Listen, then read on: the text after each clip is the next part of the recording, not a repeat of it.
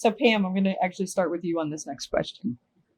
So we've got, obviously, we're leaders in the organization. You're all strong leaders in the organization. We've got women that we're working with within the organization, but we also can influence other women outside of our organization. So what are some things that you are doing or participating in both inside and outside the organization that really can help other women advance their roles in the real estate industry? Yeah, so outside of the organization, I participate in a number of organizations.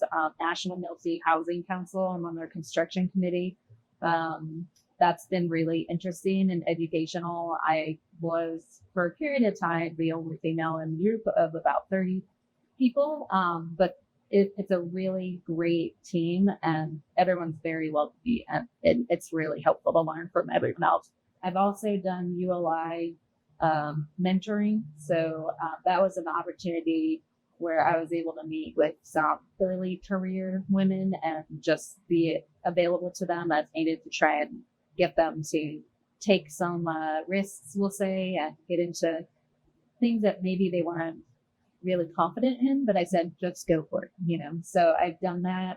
Tree was another organization. So I'd say over time, I participated where I could, on top of work, to be able to, meet people, network, and outside the industry. Inside my group, what I try to do, so my team, is really foster the culture that really helped me. So I say it all the time, but the Bob Kettler and the leadership at Kettler really, when I had a young family, was super helpful in allowing me to balance and be flexible to participate in the career that I loved, but also give myself some flexibility to manage, my family. So that is completely invaluable, and I will not be able to be successful without that opportunity.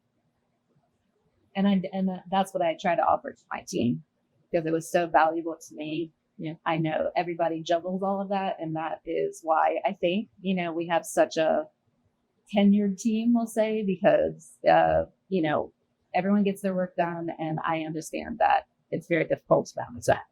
That's great. I did want to go ahead. No, I was just going to say I have to agree with that as a mother of 2 young children, having that flexibility, especially at Kettler, and just having that positive, aspect on, yes, we do need some flexibility for our work-life balance. It's really allowed me to grow a life there and be able to do what I had to. I was just going to piggyback in some things that Pam had said about, participating, being active outside the Kettler organization. I think also we do official channels, and then there are these unofficial channels that I think, one should also make sure that they foster and grow, which is like network. Because I think often as women, we start to, there's a lot of responsibilities, even your balance. And so at the end of the day, what goes first with networking? And so I feel like there is a coalition of like-minded women out there. It's just maintaining those friendships and relationships to make sure that people don't neglect that, because I think it's a very good investment that throughout your career, one's career will be very sort of nurturing environment as well as fostering your growth.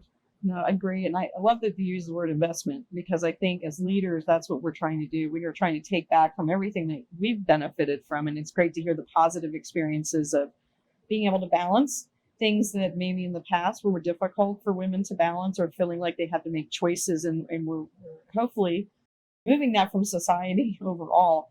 But in our real estate sector, because it's very demanding. It can be very demanding, business to be in.